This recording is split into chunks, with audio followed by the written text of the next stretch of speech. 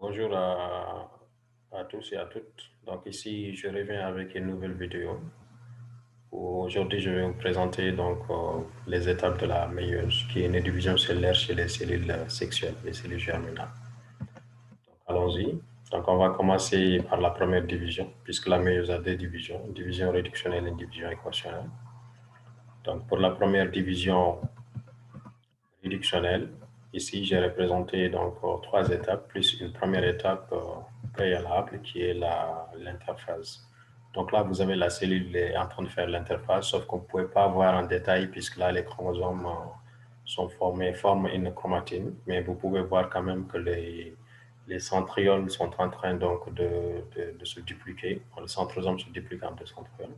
Là, vous avez vraiment une prophase 1, la première prophase de la première division, où vous avez les chromosomes, donc ça parie en homologue. Certains paires même, ou bien tous les trois paires ici, nous avons des n égale 6. Tous les trois paires sont en train de former des crossing over, ici dans ce schéma quand même.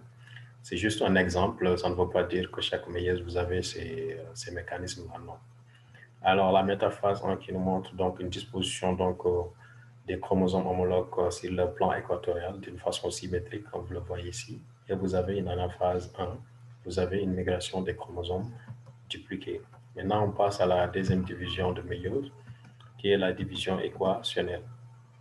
Donc, dans la division équationnelle de méiose, vous avez la télophase de la division réductionnelle qui est là, qui est représentée ici, qui est téléphase 1, mais après, vous savez que téléphase 1 égale à prophase 2, donc vous avez juste quand même la prophase 2 qui est représentée ici, où vous avez les deux cellules.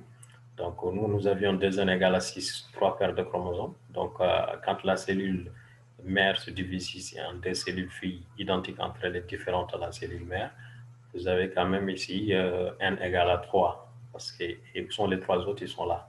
N égale 3, mais 3 dupliqués. On voit des chromosomes avec deux chromatides. Et puis, quand on passe à la métaphase 2, vous voyez donc cette disposition. Donc, les chromosomes sont disposés l'un après l'autre ici. Donc là, je rappelle qu'on suit deux cellules. Donc, c'est la caractéristique de la division équationnelle, puisqu'à la télophase, on a eu deux cellules. Maintenant, on suit les deux cellules. Donc, vous avez l'anaphase de migration des chromatides, donc les chromosomes simples. Et puis, enfin, en télophase 2, vous allez avoir donc deux cellules ici, ce qui vous donne quatre cellules. Je rappelle que ça, c'est la méiose de la spermatogénèse, parce que la méiose de l'ovogénèse sera différente, qu'on va voir dans une nouvelle vidéo. Donc, à présent, j'arrête la vidéo ici. Donc, je vous dis bon courage et protégez-vous bien. Et une nouvelle vidéo bientôt, Inch'Allah. Donc, vous cliquez sur j'aime et puis vous abonnez surtout pour ne pas rater les autres vidéos. Comme ça, quand vous êtes abonné, vous allez toujours voir quand il y a une nouvelle vidéo. Donc,